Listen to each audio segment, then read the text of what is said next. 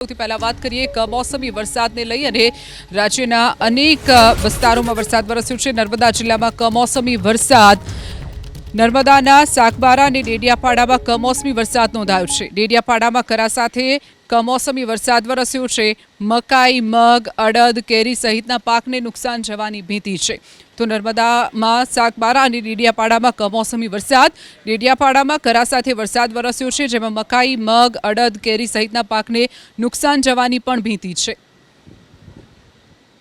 વધુ વિગતો સાથે સંવાદદાતા કનકસિંહ આપણી સાથે ફોનલાઈન પર જોડાઈ ગયા છે। કનકસિંહ, જે રીતે નર્મદા જિલ્લામાં કમોસમી વરસાદ નોંધાયો છે ત્યારે ખેડૂતોની ચિંતામાં પણ વધારો થયો છે, શું વિગતો?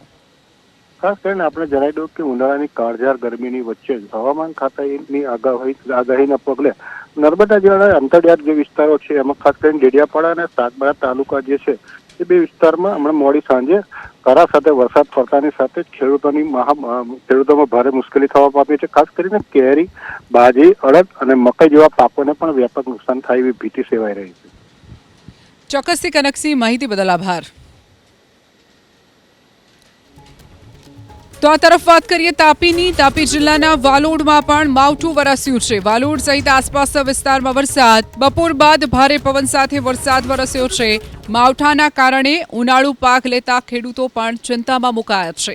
એક તરફ હવામાન વિભાગે જે આગાહી કરી હતી, આવનારા 3 કલાકમાં વરસાદ વરસી શકે છે, સાંજે 7 વાગ્યા સુધીમાં કમોસમી વરસાદની જે આગાહી હતી, ત્યારે અનેક જિલ્લાઓમાં વરસાદ વરસ્યો છે। તેની વચ્ચે તાપીનું વાલોડ, જ્યાં માવઠું વરસ્યું છે।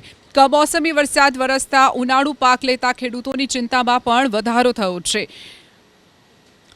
તો બપોર બાદ ભારે પવન સાથે વરસાદ વરસવાની શરૂઆત થઈ છે। વધુ વિગતો સાથે સંવાદદાતા ધવલ આપણી સાથે ફોનલાઈન ઉપર છે।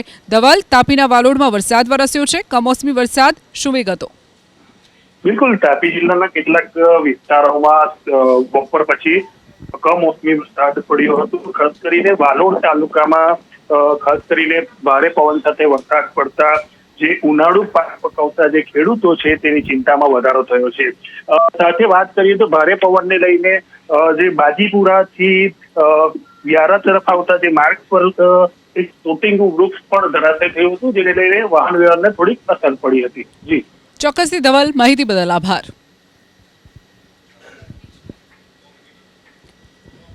તો તાપીનું વાલોડ, જ્યાં કમોસમી વરસાદ નોંધાયો છે, ભારે પવન ફૂંકાવાના કારણે એક ઝાડ પણ રસ્તા વચ્ચોવચ્ચ વૃક્ષ ધરાશાયી થવાની પણ ઘટના બની હતી, જેના કારણે ટ્રાફિક જામની પણ સમસ્યા ઉદ્ભવી હતી। એસટી બસ જે પસાર થઈ રહી હતી તે સમયે જ એક વૃક્ષ ધરાશાયી થતા રસ્તા પર ટ્રાફિક જામના દ્રશ્યો પણ સામે આવ્યા છે। તાપીનું વાલોડ, જ્યાં કમોસમી વરસાદ સાથે જ ભારે પવન પણ ફૂંકાયો છે। કરીએ ડાંગની। ડાંગ જિલ્લામાં વાતાવરણમાં પલટો આવ્યો છે। સાપુતારા અને તળેટી વિસ્તારમાં વરસાદ વરસ્યો। વરસાદના કારણે ડાંગ ફરવા આવેલા પ્રવાસીઓ પણ ખુશખુશાલ નજરે પડ્યા હતા। તો જે રીતે હવામાન વિભાગે પણ આગાહી કરી હતી, કમોસમી વરસાદ અત્યારે વરસી શકે છે, ત્યારે ભર ઉનાળે ચોમાસા જેવો માહોલ ડાંગમાં જોવા મળ્યો છે। ડાંગ જિલ્લાના વાતાવરણમાં એકાએક પલટો આવ્યો, ત્યારે સાપુતારા અને તળેટી વિસ્તારના જે ગામો આવેલા છે ત્યાં પણ વરસાદ વરસ્યો છે। તો બીજી તરફ જે પ્રવાસીઓ સાપુતારા અત્યારે ફરવા આવ્યા હશે, તેઓમાં પણ ખુશીનો માહોલ જોવા મળ્યો હતો। તળેટી વિસ્તારમાં વરસાદ વરસ્યો। વરસાદના કારણે ડાંગ ફરવા આવેલા પ્રવાસીઓ પણ ખુશખુશાલ નજરે પડ્યા હતા। તો જે રીતે હવામાન વિભાગે પણ આગાહી કરી હતી, કમોસમી વરસાદ અત્યારે વરસી શકે છે, ત્યારે ભર ઉનાળે ચોમાસા જેવો માહોલ ડાંગમાં જોવા મળ્યો છે। ડાંગ જિલ્લાના વાતાવરણમાં એકાએક પલટો આવ્યો, ત્યારે સાપુતારા અને તળેટી વિસ્તારના જે ગામો આવેલા છે ત્યાં પણ વરસાદ વરસ્યો છે। તો બીજી તરફ જે પ્રવાસીઓ સાપુતારા અત્યારે ફરવા આવ્યા હશે, તેઓમાં પણ ખુશીનો માહોલ જોવા મળ્યો હતો।